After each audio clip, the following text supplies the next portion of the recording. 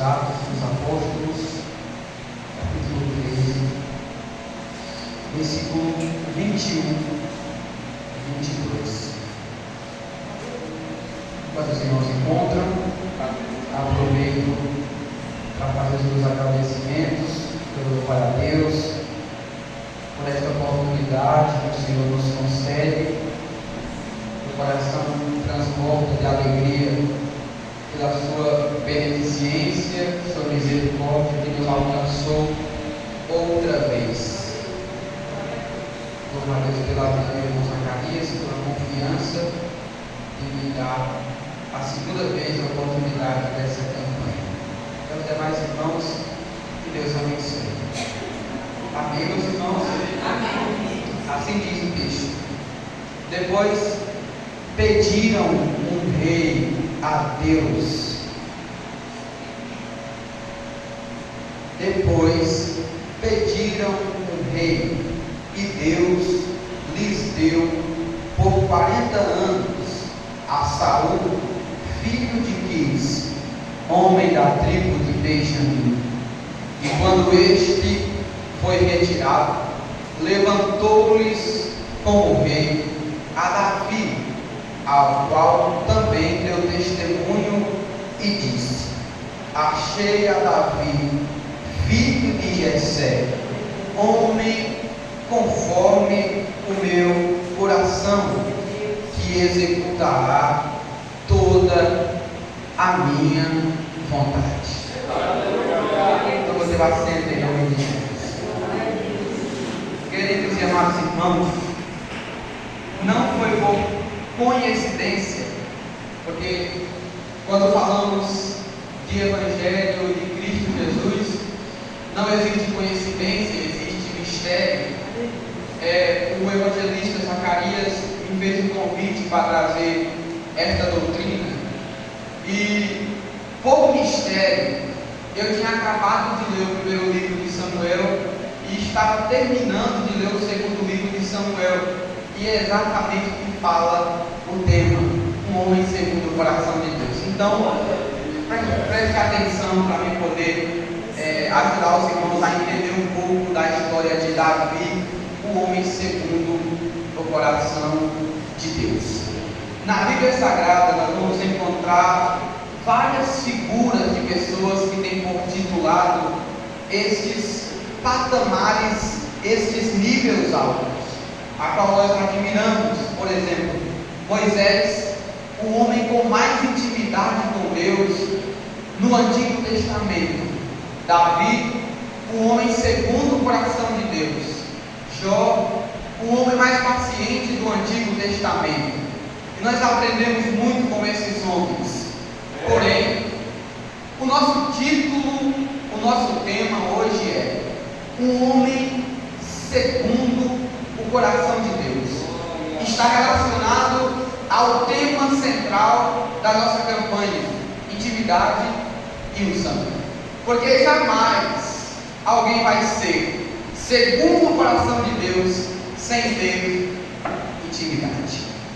Ele não vai ser um homem segundo o coração de Deus, não vai ter sinônimo de um homem segundo o coração de Deus, nem vai dar frutos que dá um homem segundo o coração de Deus, se ele não tiver intimidade.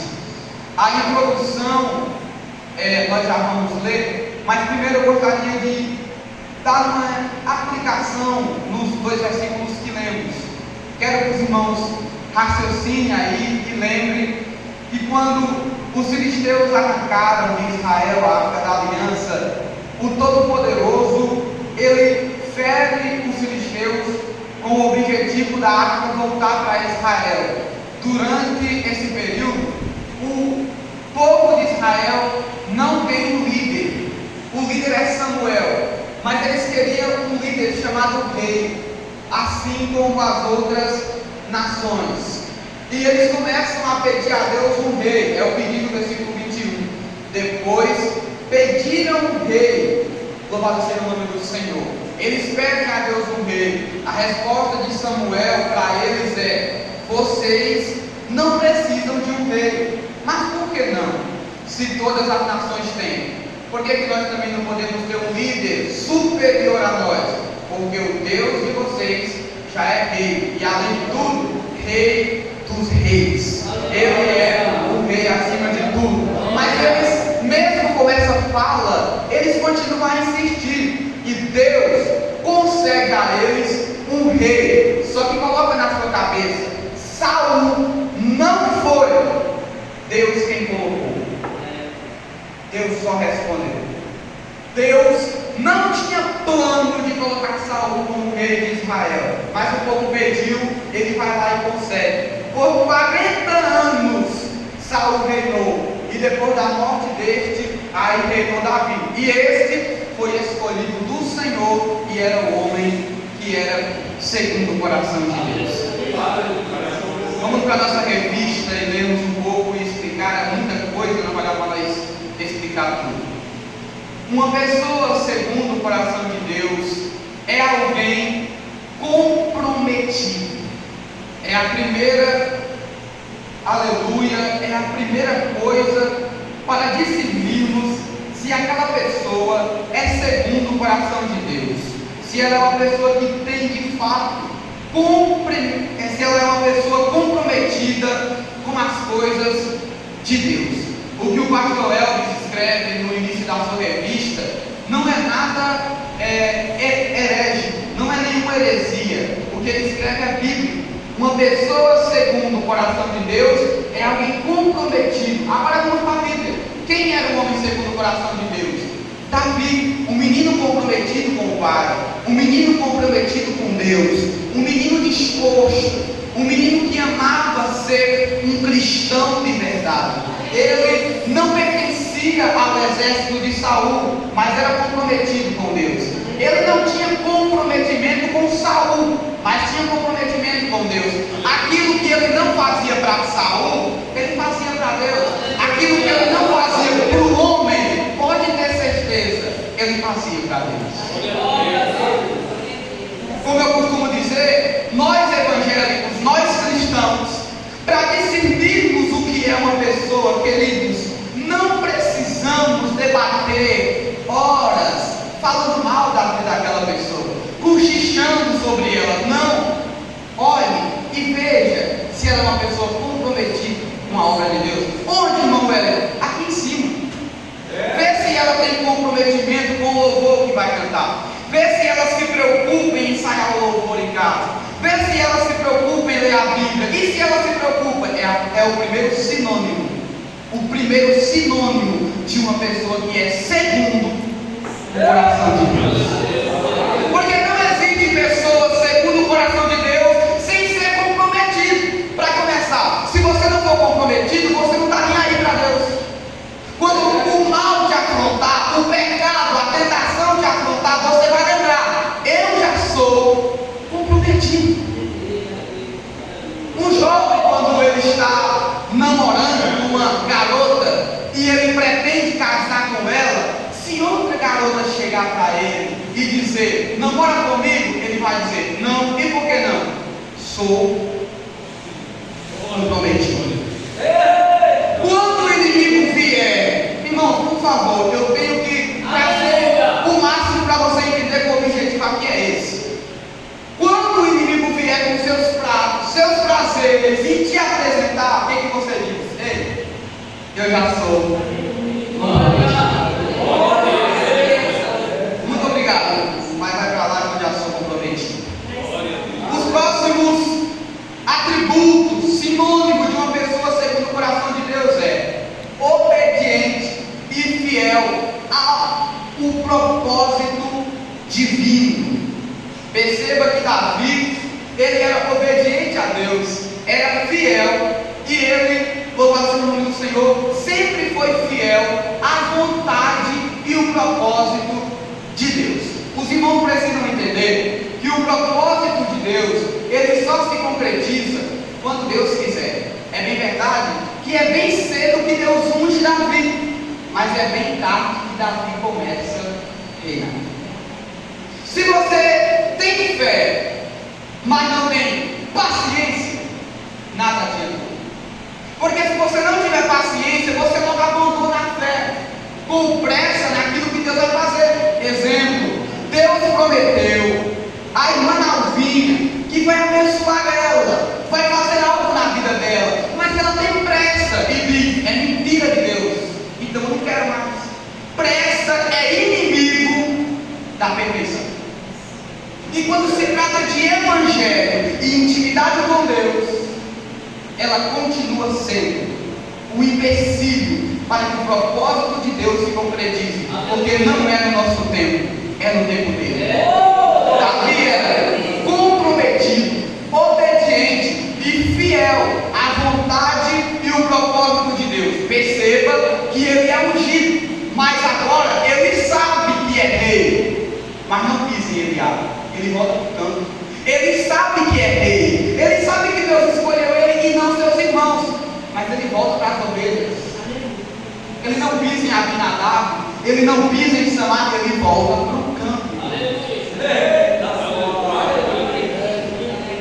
A Bíblia relata que Davi foi considerado um homem segundo o coração de Deus, porém era um modelo com falhas. Deixa eu terminar a leitura e eu aplico. Da descendência de Davi nasceu Jesus, o Filho de Deus, nosso exemplo perfeito. Cristo veio nos ensinar como ser pessoas segundo o coração de Deus. Segundo, Davi, ele era o homem segundo o coração de Deus, porém, Davi era falho. Agora, Deus pega o falho e coloca para através do falho nascer o perfeito. Através de Davi, que era falho, Davi nos mostrou, escuta isso aqui que você vai dar uma glória a Deus. Davi nos mostrou que é possível ser segundo o coração de Deus. Jesus veio e nos ensinou a viver segundo o coração de Deus. Davi mostrou que é possível. Jesus veio e nos fez viver segundo o coração de Deus. Nesses textos bíblicos, que é 1 Samuel 13 ao 14 e 1 Samuel 16, 1 ao 12, nesses textos bíblicos, Saul foi rejeitado por Deus pela sua atitude reprovável. Se você é leitor da Bíblia Sagrada, já maratonou o livro de 1 Samuel, você lembra? O profeta Samuel veio a Davi e disse: Saul, assim diz o Senhor, vai a Amaleque e destrói tudo quanto houver lá. E por quê? Porque o Senhor se lembrou do tempo que Israel peregrinava no deserto e ele se levantou contra Israel. Sendo assim, Saul, vai lá e destrói tudo. Agora deixa eu ajudar a igreja, deixa eu fazer a igreja participar da pregação comigo. Quando Deus diz tudo, o que os irmãos entendem com isso? Tudo. Raciocinar, irmãos. Destrói tudo. Quando Deus diz destrói tudo, Deus está incluindo tudo, irmão Pai, sem exceção a nada. Tudo. Saul destrói tudo. Aí lá vai. O pastor Elvis escreveu que foi uma atitude reprovável. Vamos ver se foi. Saul chegou em Amaleque e matou um, matou dois, matou algumas cabras, algumas ovelhas. Aí disse: essas aqui eu vou levar para fazer sacrifício. Porém, era tudo. O rei Agag eu levo para envergonhar. Porém, era para matar lá. Disse Jesus: eu não vim tirar nem o tio e nem o jota da lei. E você não pode tirar nem o tio nem o jota do mandado de Deus. É para matar lá. É para exterminar lá, Saul. Não, é porque eu trouxe para nós sacrificar. Escuta, Saul, os animais de Amaleque são imundos. Por acaso tu quer apresentar, sacrificar imundícia no altar que é santo? Não funciona, Saul. Eu disse que era para matar, destruir. É lá, Saul. É para matar tudo lá. Aí Saul traz. Quando Samuel chega, ele levanta a voz e diz: foi feita a vontade de de Deus. E o que é esses vermes de vaca? Foi feita a vontade de Deus. Então, o que é essas cabras? Não, essas aí eu tenho para sacrificar, disse o Senhor. Destrói tudo. Por causa dessa decisão de Saul, ele fez uma atitude reprovável. Deus anuncia, através do profeta Samuel, que ele não seria mais rei sobre Israel. Deixa eu dar um recado para você que quer ser usado por Deus. No dia que Deus disser é tudo, não tenha pena de nada. Porque no dia que Deus te disser fala isso e você não falar, é bem provável que ele tire o teu ministério. Porque se ele te chamou para fazer e você não serve para fazer, cai fora. Quando Deus te mandar fazer tudo, não tenha pena de ninguém. Os irmãos já pararam para pensar que sobre o arrebatamento da igreja, sobre a volta de Cristo, é todos nós que estamos em jogo? Os irmãos já pararam para pensar que uma pregação dura aqui em cima só vai te consertar? A gente não pode ter medo de pregar a verdade. Isso é uma prova de amor. Agora, no dia que Deus me der uma pregação dura para pregar para a igreja e eu não prego com medo da cara feia do meu irmão, casca fora, meu filho. Tu não serve para fazer a minha obra. Não serve. Irmão, isso é bíblico. Mata tudo, Saul. Rapaz, vou matar só eles. Casca fora. Tira. Tá fora. Sai. Pronto. Deus anunciou por meio do profeta Samuel que ele não era mais rei sobre Israel. Deus escolheu outro em seu lugar. Não precisa a gente pensar que é o melhor de todos. Sempre tem um pequenininho que Deus substitui. Sempre tem. Nós não podemos ficar grande ao ponto de pensar que só faz nós. Sempre tem alguém que Deus coloca. Não adianta. Deus escolheu outro homem em seu lugar. Alguém que tinha o coração verdadeiramente fiel. Está na revista, fiel. Agora vamos ver se é verdade. Vamos julgar o raciocínio do pastor Elvis. Vamos lá. Davi está no campo, vem um urso e ele confia em nome do Senhor. Davi está no campo, vem um leão e ele confia em nome do Senhor. Levanta um gigante, todo mundo com medo e ele é verdadeiramente fiel. Se um gigante tivesse insultado Saul, eu ficava com minhas ovelhas. Se o gigante tivesse insultado meus irmãos, eu ficava com minhas ovelhas. Agora, insultou o Todo-Poderoso, eu vou a ti, em nome do Senhor. Verdadeiramente fiel, porque se falar de mim, está tudo bem. Se falar do meu pai, está tudo bem. Se falar da minha mãe, está tudo bem. Se tocar no nome dele, eu não aceito de maneira alguma. Não, irmão. Temos que ser verdadeiramente fiel. É verdade que Deus não precisa de ninguém para proteger seu nome, mas ele se agrada de quem pelo menos tenta proteger. Aleluia. Ele era verdadeiramente fiel. Quer outro exemplo, irmãos? Saul entrou na caverna para fazer suas necessidades básicas. Davi estava dentro da caverna. Abissai olhou para ele e disse: Saul, Davi, é tua hora, pode matar. Aí ele foi. Jamais eu tocar no ungido do Senhor. Ele era verdadeiramente fiel. Era assim, irmãos. Por mais de uma vez ele teve a oportunidade de matar Saul, mas ele toda vez lembrava: pode não ser agora, mas já foi ungido do Senhor, então não toca.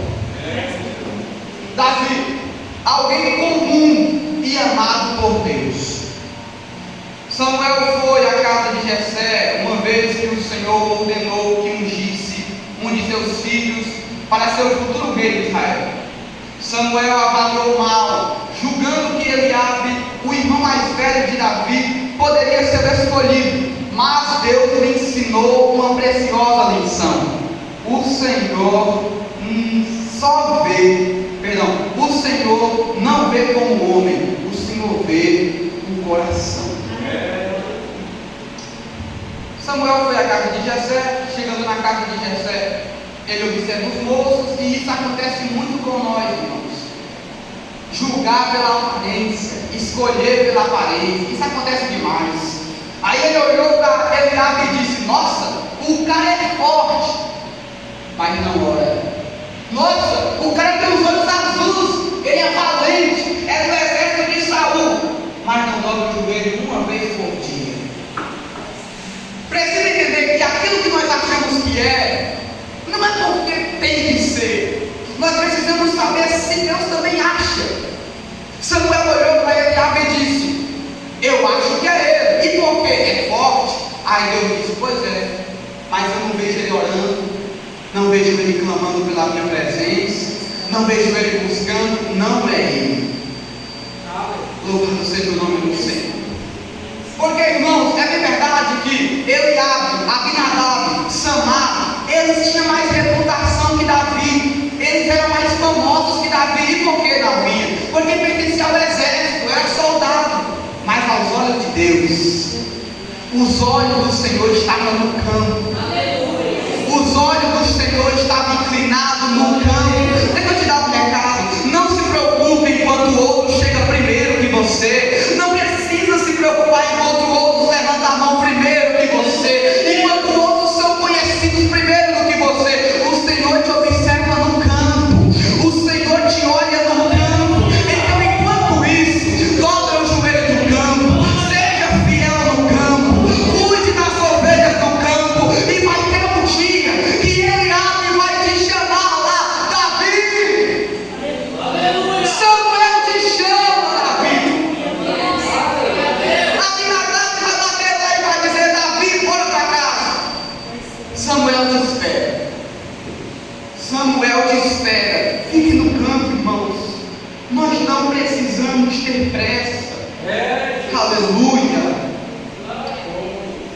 Porém, o Senhor disse a Samuel: não olhe para a sua aparência, nem para a sua estatura, porque eu o rejeitei. Irmãos, deixa eu trazer para os dias atuais: aparência e estatura.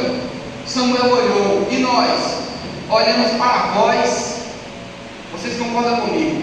Olhamos para a voz da pessoa e o seu vocabulário. Desta mesma maneira nós também nos enganamos. Deixa eu falar algo para você, e isso foi Deus que me disse agora mais cedo. Os teus louvores, lavando prato, chega no céu. Mas os que estão aqui em cima, muitas das vezes, não chegam. Vou repetir de novo. Eu sempre me assustei. Os louvores teus que você canta enquanto está lavando o prato, sobe. Agora, quando você pega o microfone, muitas das vezes, não é sempre, mas não sobe. E por que não? Irmã Fátima, vamos lá. Lavando o prato, não tem ninguém te olhando. Não tem ninguém. Não tem como se aparecer lavando o prato. Não tem. Você está lavando o prato e dizendo, e cantando, você está dizendo: porque ele vive, posso crer no amanhã. E levanta a mão, tem hora que dá até glória a Deus. Aí quando chega no altar, pega o microfone, vê os irmãos, aí começa a se aparecer. Não sobe. Não sobe. Eu não estou olhando para a estatura, Samuel. Não tenho observado de maneira alguma a voz. Eu tenho observado se é com a alma, se é com o coração. Porque eu procuro pessoas segundo o meu coração, Samuel. Deixa eu falar em parábolas. Abinadab até canta bem, mas não é com o coração. Eliabe até prega bonito, mas não é com o coração. E Davi é franzino, canta baixo, canta pequeno, não faz muito, mas ele é segundo o coração. Se os irmãos estão entendendo, diga amém. Porque o Senhor não vê como o ser humano vê. O ser humano vê o exterior, porém o Senhor vê o coração. Amém? Já falamos sobre isso, vamos no próximo. Vamos ficar nessa hora. Mesmo Davi, o caçula dos seus irmãos, sendo um rapazinho franzino, pastor de ovelhas, e até um pouco esquecido lá do campo, agora, Deus conhecia o seu coração. Deus conhecia a sinceridade do seu coração. Vamos lá. Davi era caçula dos seus irmãos, um rapazinho, franzino. Ele era um pouco esquecido lá no campo. Era esquecido no campo, mas Deus conhecia. O que é que isso quer dizer? Acontece que Davi era pouco conhecido no campo pelos irmãos, mas por Deus era muito conhecido. Irmãos, entenda isso. Não existe nada que nos aproxima mais de Deus do que a oração. Não existe nada que nos conecta com Deus mais do que a oração. Irmão, eu não sei se eu tenho intimidade com Deus. Então você não sabe se ora. Eu não sei se eu sou conhecido de Deus. Eu não sei se Deus ele tem muita coincidência comigo. Eu não sei se Ele conhece a minha sinceridade. Irmão, você ora. Eu oro. Eu rasgo meu coração. Ninguém vê, mas eu oro. Pois é, irmão. Também ninguém via Davi, não. Mas o Senhor estava com os olhos nele. Aleluia. Aleluia. Louvado seja o nome do Senhor. É quem está no campo que tem poder para lutar com o leão. Não é quem se aparece na frente de Saul. Não é quem se aparece na frente das moças lá no palácio. Não, é quem está no campo que diz: eu vou a ti em nome do Senhor dos Exércitos. Glória a Deus. O povo de Israel tinha escolhido um rei segundo a concepção humana, homem alto e de boa aparência. Na verdade, até mesmo Samuel seguiu esse padrão. Porém, a escolha por Davi como rei foi baseada no padrão de Deus. Nós lemos aqui o texto e eu expliquei para os irmãos que Saul não tinha sido Deus que tinha o colocado por sua vontade. Então vamos lá, abre parênteses. Diferenças de Davi e Saul. Primeiro, quem colocou Saul foram os homens.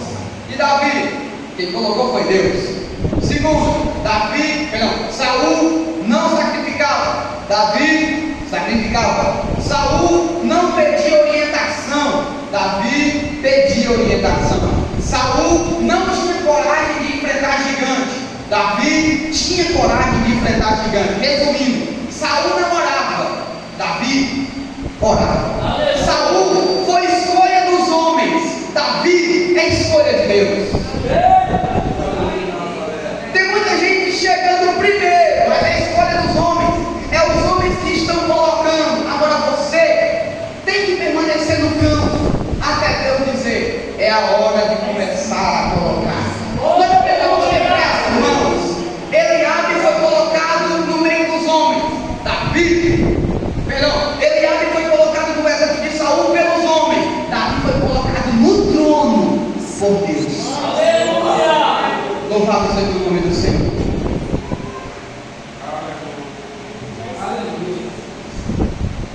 Davi acreditava que o mesmo Deus que já havia ajudado ele a vencer um leão e um urso, também seria com ele no embate contra o gigante.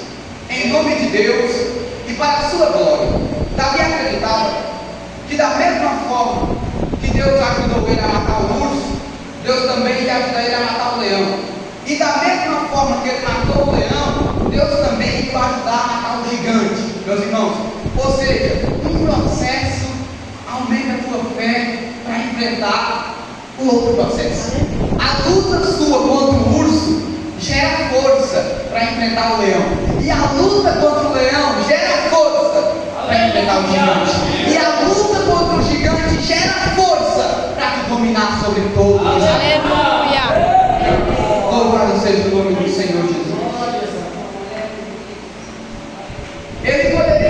vencer.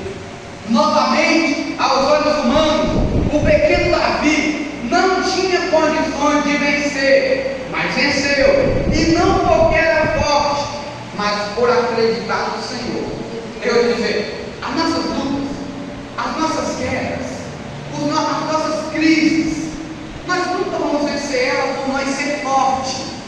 Nós sempre vamos vencer por acreditar no Senhor. Estamos falando de ser um homem segundo o coração de Deus. Não é sobre ser um homem segundo o nosso coração. Por quê? Porque o coração é enganoso, mas o coração de Deus é a própria sabedoria. A mente de Cristo, que é aquilo que Paulo disse, vós tendes a mente de Cristo, é a própria sabedoria. Então, meus irmãos, nossas lutas, nossas batalhas, nossas guerras, nós vamos vencer. Como, irmão Wellington? Crendo na força do Senhor. Aleluia. Aleluia. Eu vou pular algumas para nós poder falar mais de outras coisas que me chamam a atenção. Alguém que ora constantemente, vive guiado pelas orientações de Deus. Como guerreiro e rei, Davi sempre consultava o Senhor e pedia direção nos assuntos do rei. Por quê? Deixa eu fazer uma pergunta aos irmãos. Quem colocou Davi no reinado? Não ouvi nada. Quem colocou Davi no reinado? E quem manteria e quem mantém Davi no reinado? A mentalidade de Davi, ao receber esse cargo, tem que ser: quem me colocou é quem me sustenta, e quem me colocou tem poder para me tirar. Sendo assim, eu vou viver sempre em oração, pedindo ajuda dele, ser dependente dele. E por quê? Porque quem me colocou é quem me sustenta. Nós não podemos esquecer dessa fala. O nosso ministério, ele precisa de Jesus. E por quê? Porque quem te confiou o ministério da palavra é Jesus. Quem te dá a palavra é Jesus. Quem te dá poder para pregar é Jesus. Quem te dá o louvor para cantar é Jesus. Quem te dá autoridade para cantar é Jesus. Sendo assim, Jesus não pode se ausentar da minha vida. Deus o livre. Não pode, Jesus não pode sair, porque quem me colocou é quem me sustenta. Ah, meu Deus, veio a palavra do Senhor essa noite para a igreja e disse: quem te colocou é quem te sustenta. Pare de dar ouvido às pessoas que não te chamou. Ouve a mim que te coloquei. Não dê ouvido, não bate a cabeça por as palavras das pessoas que querem ter o mal. Foi eu que morri na cruz, foi eu que ressuscitei, foi eu que te chamei, é eu que dou o ponto final da tua história. Aleluia. Tem muita gente, escuta isso aqui, tem muita gente colocando ponto final onde Deus abriu um parênteses. Tem muita gente colocando ponto final quando Deus colocou a vírgula de continuação, dizendo: acabou, acabou não, ainda vai cantar, acabou, acabou não, ainda vai pregar. Por quê? Quem te chamou? Fui o Senhor, e não é eu quem sustento. Na maioria das vezes, primeiro agimos para depois perguntar a Deus se estamos corretos. Vou ler de novo, irmãos. Isso aqui, meu Deus do céu. Na maioria das vezes, primeiro agimos para depois perguntar a Deus se está correto o que nós fizemos. Aleluia. Quantas vezes nós não agimos impulsionalmente e depois de agir dizemos: eita, será que era isso mesmo? Eu me lembro de Josué. Não sei se os irmãos vão raciocinar como eu, mas eu me lembro de Josué. Josué, bora lutar com Ai? Bora! Quando lutou, eita Senhor, e agora? O que vai ser do teu nome? O que foi que eu fiz, Senhor? Pois é, Josué, mas eu estava aqui também antes de tu ir. Eu estava aqui, antes de tu ir eu estava aqui também. que ele veio perguntar agora? A Cã pecou, Josué, não vai ganhar não, meu filho. Porque enquanto tiver imundícia, não tem vitória. Aleluia. Vamos concluir agora, irmãos, eu prometo. Um coração que se arrepende dos seus erros e procura converter-se para Deus. O que eu estou dizendo agora é: todas as vezes que os irmãos se sentiram culpados por alguma falha, algum erro, e chorou, isso é uma característica que você é uma pessoa segundo o coração de Deus. Toda vez que você chorou amargamente por causa do teu pecado, é uma característica do Espírito Santo trabalhando. E por quê? Porque o Espírito Santo é santo e ele não concorda com o pecado. Então, enquanto você se sente mal por causa do pecado, é sinal que você ainda tem o Espírito Santo. Aleluia, não vai ser o nome do Senhor. Davi não era perfeito. Ele vacilou algumas vezes quando agiu sem direção de Deus. Então já ficou claro: se você agir na direção de Deus, você não vai errar. Agora, se você agir sem a direção de Deus, aí você vai cair, mesmo sendo segundo o coração de Deus. Apesar dos seus graves pecados, ele reconhecia seus erros e confessava-os. Talvez o seu pecado mais conhecido foi quando desejou a mulher de Urias, um de seus homens próximos e de confiança. Eu estava lendo essa história aqui no capítulo 12. Irmãos, que soldado era Urias? Meu Deus do céu, irmãos. Urias era fiel demais a Davi, irmãos. Era um excelente soldado. Pelo que eu li no capítulo 12, eu sou ousado em dizer que Urias era um soldado melhor do que Joabe. Escuta, Davi escreveu uma carta dizendo: coloca Urias na frente para ele morrer. E entregou para Urias levar para Joabe, e Urias não abriu a carta. O cara levou a carta assim, ó Joabe, ok, mandou para tu. Quando Davi abriu, coloca Urias na frente para ele morrer. Ele levou a carta, irmãos, até o Joabe e não abriu. Se ele fosse curioso que nem eu ia. Eita, ele já dá uma olhada. Ele não fez isso. Era fiel demais o que Davi fez. Toma a mulher do cara e mata o cara. Um dos seus soldados mais fiéis, Davi disse: Urias, vai para casa. Ou não é justo eu ir para casa enquanto todo mundo sofre. E Davi, a mulher do cara. Por causa de quê? Da cobiça. A cobiça fez o pecado entrar no mundo. Gênesis, capítulo 3. Olhou e viu que era bonito o fruto. A cobiça fez Israel perder uma batalha. Acã olhou e cobiçou uma capa babilônica. A cobiça fez o homem que era segundo o coração de Deus caminhar. Ah, se não fosse Jesus. Ah, se não fosse Cristo na minha vida, na tua vida. E a gente precisa tomar cuidado, e Deus me direciona para falar isso. Temos que tomar cuidado com a cobiça dentro da igreja. Aleluia. Irmão, Paulo escreve dizendo: não sirva de pedra de tropeço, faça um culto racional. Lembre que tem ventilador na igreja. Estou falando em palavras. Lembre que tem ventilador na igreja. Não sirva de pedra de tropeço para quando for cantar o vestido embora. Raciocina.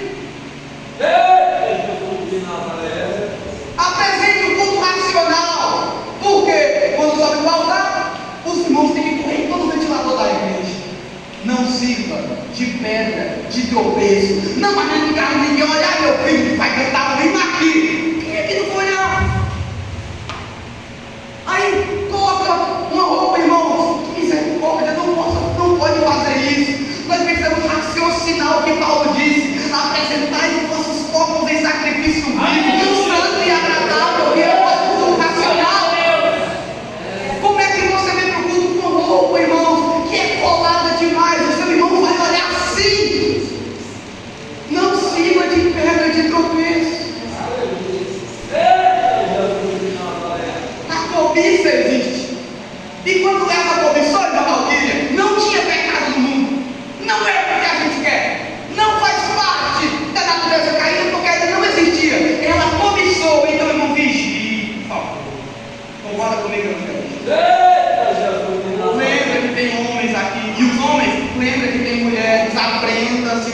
está dentro da casa do Pai.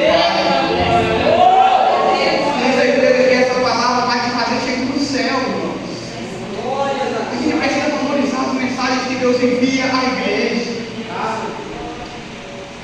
Nesse episódio, Davi, além de adulterar, ainda mandou colocar Urias na frente de batalha, a fim que fosse morto em combate. Mas o Senhor enviou o profeta Natã para Davi ser confrontado com brutalidade. E ó, que nós confrontamos a igreja em paz, tranquilo. Por favor, Natã era com brutalidade. Aleluia. Ele reconheceu isso e humildemente se arrependeu. O livro dos Salmos apresenta o registro desse momento de quebrantamento da vida de Davi. Salmo 51, olha para mim. Davi no Salmo 51 disse assim: tem misericórdia de mim, ó Deus. Agora deve falar para você que eu já vou encerrar. O que Davi está pedindo no Salmo 51, irmão Josué, ele tem intimidade com o que está pedindo: misericórdia. Irmã Fátima, ele matou o urso por causa de quê? Da misericórdia. Ele matou o leão por causa de quê? Da misericórdia. Ele matou o gigante por causa de quê? Da misericórdia.